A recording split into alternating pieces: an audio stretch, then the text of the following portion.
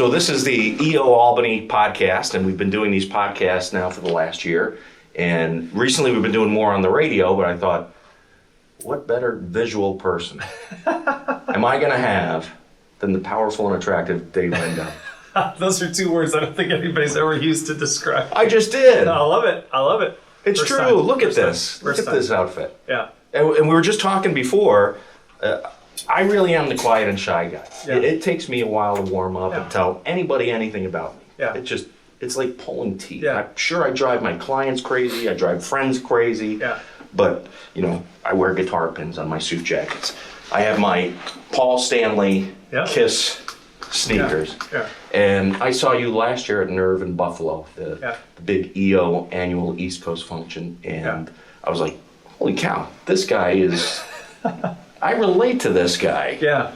The pink thing, like, he's willing to put it out there. It's a conversation starter, and I'm very similar. People might think I'm outgoing because I'm a speaker, but really, I'm sort of in the middle. I'm comfortable interacting with people. I'm comfortable being by myself, and being a speaker requires a certain amount of both. And the pink is really a conversation starter. When I go to a big cocktail reception and there's 100 people at a conference and I don't know any of them and they all know each other, I'd rather go back to my room. But when I walk in wearing all this pink, and I walk in with my pink jacket, my pink shoes, my pink glasses, people come up to me and go, well, I just had to talk to you. What are you up to?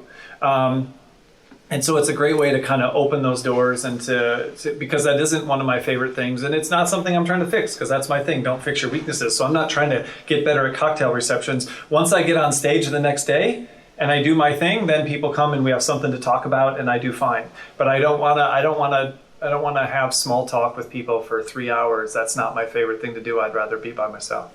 So you give an incredible presentation, and you and I, the other reason I was attracted to you in terms of being a speaker and what you were talking about was the height thing. Yeah. It's so rare that I can find somebody that I can look up to. And you've got, I think, about a half inch on me. That was the first thing. And telling your airplane story, which is, it's one of the great challenges of being a tall guy. You get into an airplane and you have to bend over. Tell the story of the plane. I just love the plane story. Well, I mean, the story is that I can't fit in the bathroom, right? And so I try to get in there, but I can't get closer to the toilet, right? So as I try to move closer, the ceiling, pushes you down, so it just pushes your face. And so I tell people I do the limbo yoga approach, right? I press my face into the ceiling and try to match my upper body to the shape of the side of the airplane in order to get it in there. And sooner or later, I realized it would just be better to go in the sink, right? And I told that as a joke, and then one guy actually came up to me after a talk and said he actually does go in the sink. So the good news is that I don't go in the sink. The bad news is other people are, right? Other people are. Well, keep that in mind as you're thinking about, as you're flying and you're thinking about washing your hands. Yeah, take some hand sanitizer with you. So you are, and I forgot how you position it now, the perfect EO speaker. You have the perfect rating for an EO speaker. And I've seen some EO speakers, and some of them, some good, some really good. And then there's Dave Rendall class, which is flying at like 40,000 feet. How did that happen? Well, I mean, EO is all about experience share, and that's all this really ends up being, is I'm just up there being myself, and I'm sharing my experiences, right? My experiences are that I get paid to do the things that people spent their whole life trying to stop me from doing. I get paid to amplify my weaknesses. I get paid to be more of who I am instead of trying to be someone else. And that worked for me, and I've seen it work for a lot of other people, and so I'm just trying to share that experience and let people take away from what they can. Some people walk away with something for their business. Some people walk away with something for one of their kids. Some people walk away with something for their marriage. Some people walk away with something for themselves and for the way they operate their business. And so it really just, it's an experience share that allows people to take away what they want to take away. But also, I think one of the reasons the ratings are better in some cases is because it does have so many applications, right? So somebody who's there, the ones that have had the highest ratings are when people bring spouses and children. And so people have that opportunity to improve their family life. But I think one of the other reasons it gets high ratings is because I try to give the kind of presentation that I could listen to.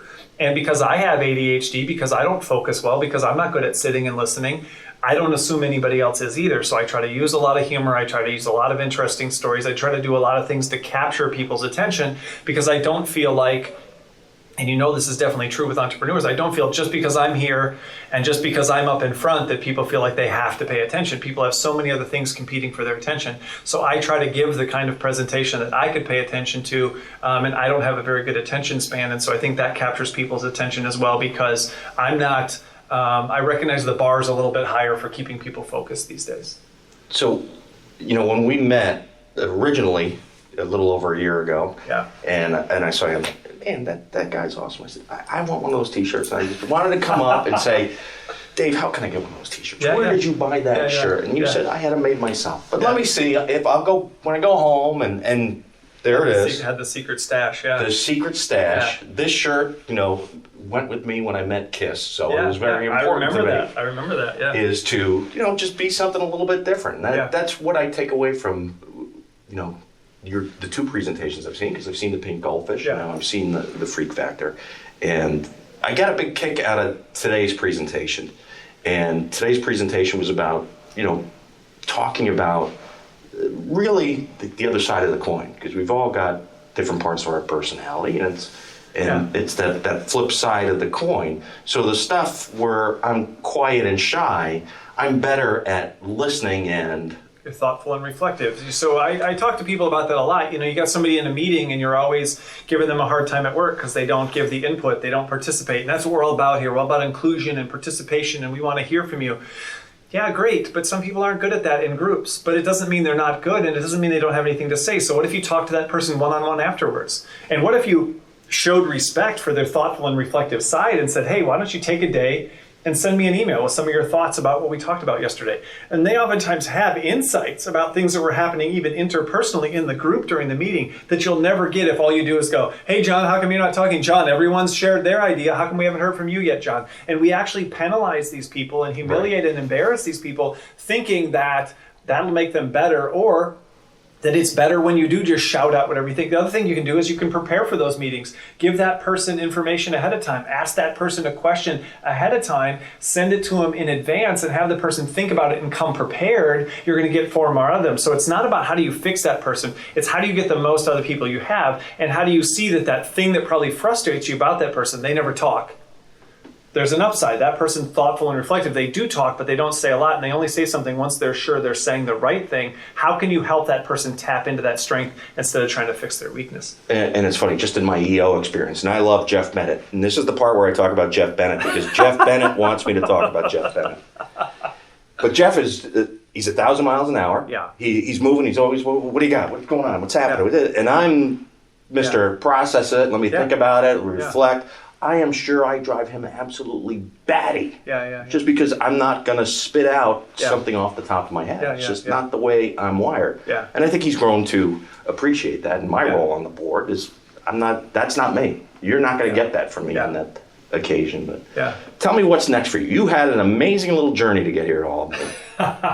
Well, tomorrow I'm speaking in Albany again. I'm speaking to some home care folks tomorrow morning. Then I drive to speak to EO Long Island tomorrow night, so 2 presentations in one day. And then it's actually another EO one after that, drive to Boston, outside of Boston for KEP, the Key Executive Program at MIT, working with Barrett and Andy Bailey out there, Barrett Ursick and Andy Bailey. Just nonstop, 5 presentations in 4 days, getting it done. No, it's obvious you love doing this. I do. I absolutely love it. That's part of the story, is not only do people like it, getting good ratings, people like it when I'm standing up and talking, I like it when I'm standing and talking, and those are both important. If you're good at something but you don't actually like it, then you just have a life of sort of misery, even though people are like, no, you were good. No, that's effective. No, that was successful. It's not success for you. So my idea of a strength is something you like and that you're good at, not just something, I might be able to do an amazing job cleaning this building, cleaning this room, vacuuming these floors, taking out the trash. I'm able to do an amazing job at that, but that's not my thing. I don't like that. I don't enjoy that. Whereas my wife procrastinates other things by cleaning, by organizing. She loves to sort of make things right. But that's something that she likes and she's good at. Whereas for me, that's what I don't want to do. That's what I don't want to spend my time on. David, tell me how somebody who watches this can find out more about you and Yeah, the best way is drendall.com. So D as in David and then RENDALL.com. There's a 30-minute version of the Freak Factor talk that I did today on there. There's a video from the kids book where you can show that and see what the kids book is all about, see how your kids can find their Freak Factor. There's a short video for Pink Goldfish, which is what you saw at EO Nerve. There's descriptions of the presentation. There's the strength weakness assessment on there for you, for your business, for your kids. Everything's free on there, and it's also links to the books and stuff like that. But it's kind of a one-stop shop for everything David Rendall. David, thank you very much. Thanks what a lot, man. Great treat. Thanks a lot. Have a good one. Thank you. Yep.